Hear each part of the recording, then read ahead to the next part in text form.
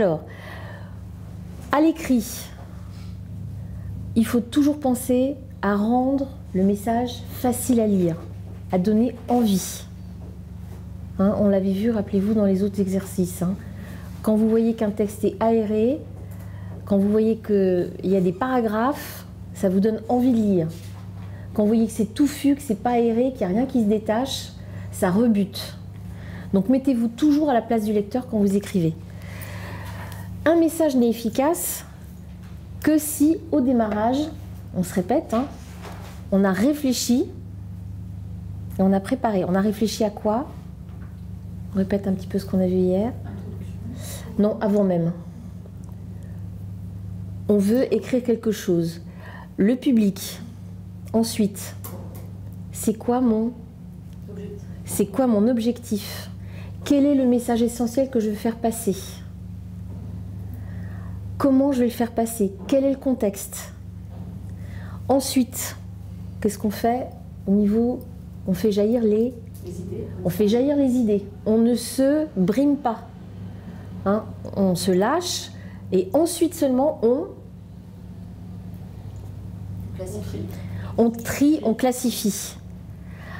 Et là, on se décide de faire un plan. Et on commence par l'introduction et la conclusion, et au centre. Les idées pour le fil conducteur. Oui, mais on va mettre ça. Si on a une introduction et une conclusion, qu'est-ce qu'il y a? Un plan. D'accord? Et donc, les idées, on les trie en fonction du message qu'on veut faire passer. On ne dit pas tout. Par contre, on a bien vu tout à l'heure, on ne laisse pas de côté les informations importantes qui vont renforcer l'argumentaire que vous avez. D'accord? Ok. Donc, une fois qu'on a fait son plan, quelle est la phase suivante importante? Vous avez fait votre introduction, votre conclusion, pour être sûr d'être dans le même fil rouge, de suivre votre objectif. Vous avez fait votre plan, vous commencez ensuite à rédiger. Et quelle est ensuite la chose essentielle à faire, que vous avez tous fait, je vous ai redemandé de refaire quand vous faites un exercice? Se relire. Et dès qu'on voit une phrase trop longue, voir où est-ce qu'on peut la couper. Vous avez vu tout à l'heure, on avait une phrase qui était très longue, mais qui avait 3 idées principales. Donc on a fait 3 phrases. On a coupé. L'avantage des phrases courtes, il y en a plusieurs d'ailleurs d'avantages, outre le fait d'être porteur d'un message plus efficace. C'est plus percutant, ça relance l'attention, on ne s'ennuie pas. Sachez toujours que de toute façon, tout ce que vous faites à l'écrit, ce sera utilisé après à l'oral. Donc plus vous vous entraînez à faire des phrases courtes et percutantes, plus vous serez ensuite à l'aise pour intervenir à l'oral suite à vos préparations. D'accord? Alors, non, je cache. Le lecteur souhaite quoi? Vous mettez-vous dans la place du lecteur. Le lecteur, il a un texte. Il veut quoi? Il veut lire, mais il veut comprendre le sujet. Quoi d'autre?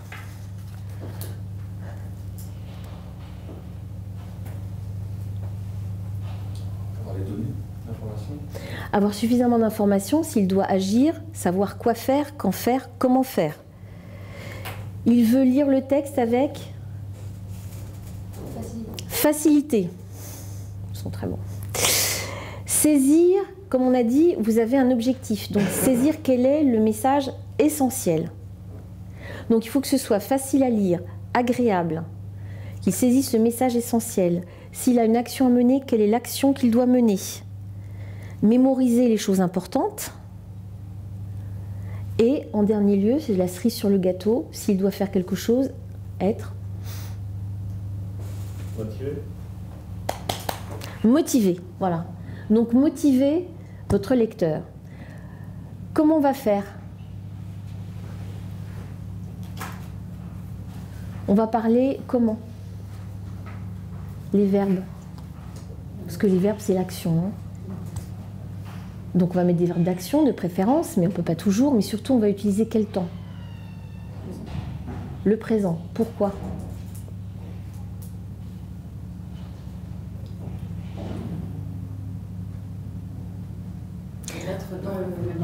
On est dans l'action, on est au moment présent tout de suite.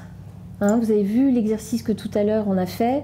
On nous a mis dans un résumé du passé simple. Mais bon, comme c'était de la littérature, ça pouvait passer. Mais pas dans un texte professionnel. D'accord? Donc le présent, ça y est, on nous plonge dans l'action, on y est directement. Ok? Voilà. C'est ce qui apparaît là sur les slides. Hein, donc c'est pas la peine de recopier, vous les avez dans le livret. D'accord? Donc, pour que le thème soit clair, on fait un plan clair et on a la problématique qui apparaît dans les titres et les sous-titres. Toujours pareil, vous voulez faire une lecture rapide, vous regardez l'introduction, vous regardez la table des matières, ou vous lisez rapidement, vous avez tout ce qui se détache, les titres, les sous-titres, vous savez de quoi on parle. Vous nommez les parties, vous les listez, vous jouez sur la typographie. Rappelez-vous la première lettre qu'on avait vue où tout était touffu, rien ne ressortait, et la deuxième lettre où les en-têtes de paragraphe à chaque fois traitaient d'un sujet essentiel et le mot important ou l'expression importante était en gras. Donc on pouvait lire en diagonale à toute allure et on savait de quoi il s'agissait. D'accord? On fait des paragraphes, on divise, on aère. Alors, on ponctue, vous savez, c'est mon petit dada. Hein. On met des virgules et des points. Parce que ce qu'on a à l'écrit, ça sert à l'oral. La ponctuation, c'est comme des panneaux de signalisation sur la route. Ça permet de bien comprendre le sens du texte, d'aérer et de faciliter la lecture. Et quand vous êtes à l'oral, les virgules permettent de respirer. Et les points, encore plus. Un point, la voix baisse, ou on change de tonalité et on reprend une phrase et on met un peu plus d'énergie à chaque fois. Alors que si on a une phrase longue, on peut éventuellement plus ou moins moduler, mais on peut endormir aussi la personne qui écoute. Ok ? On emploie des mots, alors je l'ai dit hier, simple. Simple, ça ne veut pas dire simpliste. Simple, ça veut dire compréhensible par tout le monde. On essaye de varier, clair, on essaye aussi de varier son vocabulaire. On a une langue riche, autant en profiter. Si on a des termes techniques compliqués, si on s'adresse à un public qui n'est pas spécialisé, on explicite. Si on a des abréviations, on dit ce que ça veut dire. Parce que rappelez-vous, comme je vous ai dit, à l'écrit, on peut toujours revenir en arrière, réfléchir. À l'oral, si une personne se pose des questions, elle n'écoute pas les 3 phrases qui suivent. Vous perdez votre auditeur, ok ?